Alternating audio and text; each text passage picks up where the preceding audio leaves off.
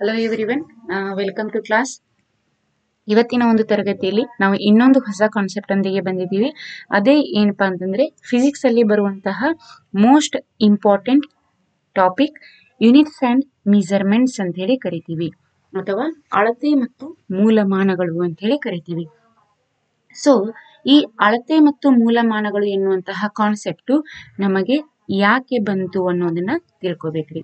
So ಹಿಂದಿನ ಕಾಲದಲ್ಲಿ ಎಲ್ಲ ಏನಾಗ್ತಾ ಇತ್ತು, ನಾವು ಯಾವುದೇ ಒಂದು ವಸ್ತುವನ್ನ ಅಥವಾ ದೂರವನ್ನ ಆಗಿರ್ಬೋದು ಅಳೆಯೋದಕ್ಕೆ ನಿಖರವಾದಂತಹ ಅಳತೆ ಮಾನಗಳು ಇರ್ತಾ ಇರ್ಲಿಲ್ಲ. ಸೊ ಅವಾಗ ಎದರಿಂದ ಅಳಿತಾ ಇದ್ರು? ಈ ಗೇನು ಅಂತ ಹೇಳಿ ಕರಿತೀವಿ, ಎಷ್ಟು ಗೇನು ಅದರಿಂದ ಅಳಿತಾ ಇದ್ರು. ಆಮೇಲೆ ಮುಷ್ಟಿಗಳಿಂದ ಅಳಿತಾ ಇದ್ರು, ಹೌದು, ಪಾದದ ಹೆಜ್ಜೆಗಳಿಂದ ಅಳಿತಾ ಇದ್ರು. ಈ ಒಂದು ಅಳತೆ ಮಾನ ಏನಾಗ್ತಾ ಇತ್ತು, ವ್ಯಕ್ತಿಗತವಾಗಿತ್ತು. ಅಂದ್ರೆ ವ್ಯಕ್ತಿಯಿಂದ ವ್ಯಕ್ತಿಗೆ ಅದೇನಾಗಿತ್ತು, ಡಿಫ್ರೆನ್ಸಸ್ ಆಗ್ತಾ ಇತ್ತು. ಸೊ ಇಲ್ಲಿ ನಮಗೆ ನಿಖರವಾದ ಅಳತೆ ಸಿಗ್ಲಿಲ್ಲ.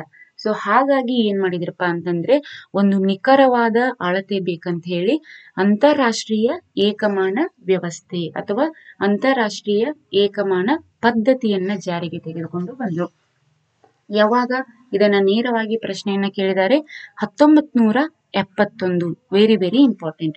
1971 ರಲ್ಲಿ ಅಂತಾರಾಷ್ಟ್ರೀಯ ಏಕಮಾನ ವ್ಯವಸ್ಥೆಯನ್ನ ಜಾರಿಗೆ ತೆಗೆದುಕೊಂಡು ಬಂದಿರುವಂತದ್ದು. ಸೊ ಈ ಒಂದು ಅಂತಾರಾಷ್ಟ್ರೀಯ ಏಕಮಾನ ವ್ಯವಸ್ಥೆಯಲ್ಲಿ ಒಟ್ಟಾರೆಯಾಗಿ 7 ಮೂಲಭೂತ ಅಳತೆಮಾನಗಳನ್ನ ನಾವು ನೋಡ್ಬೋದು. ಇದು ಕೂಡ ಕ್ವಶನ್ ಆಗಿದೆ. ಈ ಒಂದು ಕಾನ್ಸೆಪ್ಟ್ ನಿಮಗೆ ಮೇನ್ ಆಗಿ PSI, PC, FDA, SDA ಮತ್ತು ಟೀಚರ್ಸ್ ಎಕ್ಸಾಮ್ಗಳಿಗೆ ಬಹಳಷ್ಟು ಇಂಪಾರ್ಟೆಂಟ್, ಉಪಯುಕ್ತ. ಯಾಕಂತಂದ್ರೆ ನೇರವಾದಂತಹ ಪ್ರಶ್ನೆಗಳನ್ನ ಕೇಳಿದ್ರಿ ಇದೇ ಒಂದು ಟಾಪಿಕ್ ಮೇಲೆ ಕೇಳ್ತಿರ್ತಾರ. ಸ್ವಲ್ಪ ನೋಡ್ರಿ, ಆ ಒಂದು 7 ಅಂತಾರಾಷ್ಟ್ರೀಯ ಏಕಮಾನಗಳು ಯಾವ್ಯಾವು. ಮೊದಲನೇದಾಗಿ ಉದ್ದ ಅಂತ ಹೇಳಿ ಕರಿತೀವಿ, ನಥಿಂಗ್ ಬಟ್ ಲೆಂತ್. ಉದ್ದದ SI ಮಾನ ಯಾವುದು ಅಂತ ಕೇಳಿದ್ರೆ ಡೈರೆಕ್ಟ್ ಆಗಿ ನಾವು ಮೀಟರ್ ಅಂತ ಹೇಳಿ ಹೇಳ್ಬೋದು. ಇನ್ನ ಸಮಯ, ಟೈಮ್ ಅಂತ ಹೇಳಿ ಕರಿತೀವಿ, ಸಮಯದ SI ಮಾನ ಯಾವುದು, ಸೆಕೆಂಡ್. ಇನ್ನ ನೆಕ್ಸ್ಟ್ ವಸ್ತುವಿನ ಪ್ರಮಾಣ ಅಥವಾ ಅಮೌಂಟ್ ಆಫ್ ಸಬ್ಸ್ಟೆನ್ಸ್ ಅಂತ ಹೇಳಿ ಕರಿತೀವಿ. ವಸ್ತುವಿನ ಪ್ರಮಾಣದ SI ಮಾನ ಯಾವುದು, ಮೋಲ್ ಅಂತ ಹೇಳಿ ಕರೀತಾರೆ. ಇನ್ನ ವಿದ್ಯುತ್ ಪ್ರವಾಹ ಅಥವಾ ಎಲೆಕ್ಟ್ರಿಕ್ ಕರೆಂಟ್ ಅಂತ ಹೇಳಿ ಕರಿತೀವಿ. ಈ ಒಂದು ವಿದ್ಯುತ್ ಪ್ರವಾಹವನ್ನ ಅಥವಾ ಎಲೆಕ್ಟ್ರಿಕ್ ಕರೆಂಟ್ ಅನ್ನ ಅಳೆಯುವ SI ಮಾನ ಯಾವುದು ಅಂತಂದ್ರೆ ಅಂಪಿಯರ್ ಅಂತ ಹೇಳಿ ಕರೀತಾರ. ಈ ಅಂಪಿಯರ್ ಎನ್ನುವಂಥದ್ದು ಒಬ್ಬ ವಿಜ್ಞಾನಿಯ ಹೆಸರಾಗಿರ್ತದ. ಆ ವಿಜ್ಞಾನಿ ಏನ್ ಮಾಡಿದ್ರಪ್ಪ ಅಂತಂದ್ರೆ ಇದನ್ನ ಕಂಡು ಹಿಡಿದ್ರು. ಸೊ ಹಾಗಾಗಿ ಅವರ ಒಂದು ಹೆಸರಿನ ಸ್ಮರಣಾರ್ಥವಾಗಿ ಇದನ್ನ ಇಟ್ಟಿರುವಂತದ್ದು. ಇನ್ನ ಟೆಂಪರೇಚರ್ ಅಥವಾ ತಾಪ ಅಂತ ಹೇಳಿ ಕರಿತೀವಿ. ಸೊ ನಾವು ಬಹಳಷ್ಟು ಸಾರಿ ಏನ್ ಮಾಡ್ತೀವಿ, ಉಷ್ಣಕ್ಕೂ ಟೆಂಪರೇಚರ್ ಅಂತೀವಿ, ತಾಪಕ್ಕೂ ಟೆಂಪರೇಚರ್ ಅಂತೀವಿ. ಬಟ್ ಅದು ತಪ್ಪ್ರಿ. ಯಾಕಂತಂದ್ರೆ ಉಷ್ಣನೇ ಬೇರೆ, ತಾಪನೇ ಬೇರೆ. ಉಷ್ಣ ನಥಿಂಗ್ ಬಟ್ ಹೀಟ್ ಅಂತ ಹೇಳಿ ಕರೀತಾರೆ, ತಾಪವನ್ನ ಟೆಂಪರೇಚರ್ ದಿಂದ ಕರೆಯುವಂಥದ್ದು. ಸೊ ಎರಡೂ ಒಂದೇ ಅನಿಸ್ತವಲ್ರಿ? ಅಲ್ಲ. ಸೊ ಹೀಟ್ ಅಥವಾ ಉಷ್ಣ, ಟೆಂಪರೇಚರ್ ಅಥವಾ ತಾಪ. ಜ್ವರ ಎಷ್ಟು ಬಂದಿದೆ, 98 ಡಿಗ್ರಿ ಸೆಲ್ಸಿಯಸ್ ಏನಾಗಿದೆ, ಜ್ವರ ಬಂದಿದೆ. ಅದನ್ನ ನಾವು ಟೆಂಪರೇಚರ್ ದಿಂದ ಸೂಚಿಸುವಂಥದ್ದು, ಹೌದು. ಸೊ ಈಗ ನೋಡ್ರಿ, ಒಂದು ನೀರನ್ನ ಬಾಯ್ಲ್ ಮಾಡೋದಕ್ಕೆ ಇಟ್ಟಿರ್ತೀವಿ. ಆ ನೀರನ್ನ ಬಾಯ್ಲ್ ಮಾಡೋದಕ್ಕೆ ಕೆಳಗಡೆ ನಾವು ಇಲ್ಲಿ ಉಷ್ಣವನ್ನ ಕೊಡ್ತಾ ಇರ್ತೀವಿ, ಇದು ಹೀಟ್. ಇನ್ನ ಆ ನೀರಿನ ಕುದಿಯುವ ಬಿಂದುವಿನ ಮಟ್ಟ ಏನಾಗ್ತಿರ್ತದ, ಹೆಚ್ಚಾಗ್ತಿರ್ತದ. ಯಾವುದರಿಂದ? ಉಷ್ಣದ ಪರಿಣಾಮದಿಂದ ನೀರಿನ ಕುದಿಯುವ ಬಿಂದುವಿನ ಮಟ್ಟ ಹೆಚ್ಚಾಗ್ತಿರ್ತದ. ದಿಸ್ ಇಸ್ ದಿ ಟೆಂಪರೇಚರ್, ನೀರಿನ ತಾಪ. ಹೀಟ್ ಮತ್ತು ಟೆಂಪರೇಚರ್ ಎರಡಕ್ಕೂ ಡಿಫರೆನ್ಸ್ ಅನ್ನ ತಿಳ್ಕೊಡ್ರಿ. ಈ ಒಂದು ಟೆಂಪರೇಚರಿನ SI ಮಾನ ಯಾವುದು, ಕೆಲ್ವಿನ್ ಅಂತ ಹೇಳಿ ಕರಿತೀವಿ, ವೆರಿ ವೆರಿ ಇಂಪಾರ್ಟೆಂಟ್. ಹಾಗಾದ್ರೆ ಉಷ್ಣದ SI ಮಾನ ಜೌಲ್ ಅಂತ ಹೇಳಿ ಕರೀತಾರೆ. ಇನ್ನ ಪ್ರಕಾಶದ ತೀವ್ರತೆ, ಲ್ಯೂಮಿನಸ್ ಇಂಟೆನ್ಸಿಟಿ ಅಂತ ಹೇಳಿ ಕರಿಬಹುದು.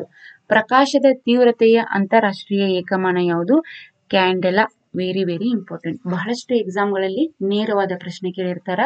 ಇನ್ನ 7ನೇದಾಗಿ ದ್ರವ್ಯ ರಾಶಿ ಅಥವಾ ಮಾಸ್ ಅಂತ ಹೇಳಿ ಕರಿತೀವಿ. ಹಾಗಾದ್ರೆ ವಾಟ್ ಈಸ್ ಮಾಸ್? ರಾಶಿ ಅಂದ್ರೇನು? ಇನ್ನೊಂದು ಬರ್ತದ ರೀ, ತೂಕ ಅಂತ ಹೇಳಿ ಬರ್ತದ. ಬಹಳಷ್ಟು ಸಾರಿ ನಾವು ರಾಶಿಗೂನು ಮಾಸ್ ಅಂತ ಕರಿತೀವಿ, ತೂಕಕ್ಕೂ ಒಂದೊಂದ್ಸರಿ ಮಾಸ್ ಅಂತಾನೆ ಕರಿತೀವಿ. ಬಟ್ ತೂಕ, ವೇಟ್, ರಾಶಿ, ಮಾಸ್ ಡಿಫ್ರೆನ್ಸ್ ಇದೇನು? ಹೌದ್ರಿ. ರಾಶಿಯ SI ಮಾನ ಕೆಜಿ ಅಥವಾ ಕಿಲೋಗ್ರಾಮ್, ತೂಕದ SI ಮಾನ ನ್ಯೂಟನ್ ಅಂತ ಹೇಳಿ ಕರೀತಾರ. ಏನ್ ಹಾಗಾದ್ರೆ ತೂಕ ಏನಾಗ್ತದ? ವೇರಿಯೇಷನ್ ಆಗ್ತದ, ಬಟ್ ರಾಶಿ ಕಾನ್ಸ್ಟಂಟ್ ಆಗಿ ಇರ್ತದ. ಫಾರ್ ಎಕ್ಸಾಂಪಲ್, ಈಗ ಭೂಮಿಯ ಮೇಲೆ ಮನುಷ್ಯನ ತೂಕ ಎಷ್ಟಿದೆ ರೀ? 60 kg. ಅದೇ ಮನುಷ್ಯ ಚಂದ್ರನ ಮೇಲೆ ಹೋದರೆ ಅವನ ತೂಕದಲ್ಲಿ ವ್ಯತ್ಯಾಸ ಆಗ್ತದ. 1/6 ಅಂತ ಹೇಳಿ ಕರಿತೀವಿ. ಹೌದು, ಭೂಮಿಯ ಮೇಲೆ ಎಷ್ಟಿರ್ತಾನ ಅದರ 6 ಪಟ್ಟು ಕಡಿಮೆ ಎಲ್ಲಿ ಚಂದ್ರನಲ್ಲಿ ಆಗುವಂಥದ್ದು. ಯಾಕೆ? ಗುರುತ್ವಾಕರ್ಷಣ ಬಲ ಭೂಮಿಗಿಂತ ಚಂದ್ರನಲ್ಲಿ 6 ಪಟ್ಟು ಕಡಿಮೆ ಇದೆ ರೀ. ಎಲ್ಲಿ ಗುರುತ್ವಾಕರ್ಷಣ ಬಲ ಹೆಚ್ಚಿಗೆ ಇರ್ತದ ಅಲ್ಲಿ ತೂಕ ಕೂಡ ಹೆಚ್ಚಿಗೆ ಇರ್ತದ. ಗುರುತ್ವಾಕರ್ಷಣ ಬಲ ಎಲ್ಲಿ ಕಮ್ಮಿ ಇರ್ತದ ತೂಕ ಕೂಡ ಕಡಿಮೆ ಆಗ್ತದ. ಬಿಕಾಸ್ ಈ ಒಂದು ವೇಟ್ ಎನ್ನುವಂಥದ್ದು ವೇರಿ ಆಗ್ತಾ ಹೋಗ್ತದ. ಆದರೆ ರಾಶಿ ನೀವು ಗುರುಗ್ರಹ, ಚಂದ್ರ, ಮಂಗಳ ಬೇಕಾದಲ್ಲಿ ತಗೊಂಡು ಹೋದ್ರು ಮಾಸ್ ರಿಮೀನ್ಸ್ ಕಾನ್ಸ್ಟಂಟ್. ರಾಶಿ ಯಾವಾಗ್ಲಿದ್ರು ಒಂದೇ ಆಗಿರ್ತದ. ಹಾಗಾದ್ರೆ ರಾಶಿಯ SI ಮಾನ ಮಾಸ್ ಅಂತ ಹೇಳಿ ಕರಿತೀವಿ. ಸೊ ಇಷ್ಟು ಇವತ್ತಿನ ಕ್ಲಾಸ್ ಆಗಿರ್ತದೆ. ಬೇಕಾದ್ರೆ ನೀವು ಇದನ್ನ ಸ್ಕ್ರೀನ್ ಶಾಟ್ ತಗೋಬಹುದು. ಇಂಟರ್ನ್ಯಾಷನಲ್ ಸಿಸ್ಟಮ್ ಆಫ್ ಯೂನಿಟ್, ಅಂತಾರಾಷ್ಟ್ರೀಯ ಏಕಮಾನ ಪದ್ಧತಿ ಯಾವಾಗ ಜಾರಿ ಬಂತು? 1971. ಆಮೇಲೆ ಇದನ್ನ ಜಾರಿಗೆ ತಂದಿರುವಂತಹ ಉದ್ದೇಶ ನಿರ್ದಿಷ್ಟ ಅಳತೆಗಳು ಸಿಗ್ಲಿ ಅಂತೇಳಿ. ಎಷ್ಟು ಮೂಲಮಾನಗಳನ್ನ ಒಳಗೊಂಡಿದೆ? 7. ಯಾವ್ಯಾವು? ತಾಪ ಕೆಲ್ವಿನ್, ದೂರ ಅಥವಾ ಉದ್ದ ಅಂತ ಹೇಳಿ ಕರಿತೀವಿ ಮೀಟರ್, ವಿದ್ಯುತ್ ಪ್ರವಾಹ ampere, time second, amount of substance ವಸ್ತುವಿನ ಪ್ರಮಾಣ mole, mass KG, intensity of light candela. Very very important ಆಗಿರ್ತದೆ. ಸೊ ಮತ್ತೆ ನಿಮ್ಗೆ ಯಾವ್ದಾದ್ರು ಕಾನ್ಸೆಪ್ಟ್ಗಳು ಬೇಕಂದ್ರೆ ನೀವೇನ್ ಮಾಡ್ಬೋದು? ಕಮೆಂಟ್ ಸೆಕ್ಷನ್ ಅಲ್ಲಿ ತಿಳಿಸ್ಬೋದು. ನಾವು ಅದೇ ಪ್ರಕಾರ ಕ್ಲಾಸ್ ಅನ್ನ ಮಾಡ್ತಾ ಹೋಗ್ತೀವಿ. ಎಲ್ಲರಿಗೂ ಧನ್ಯವಾದ.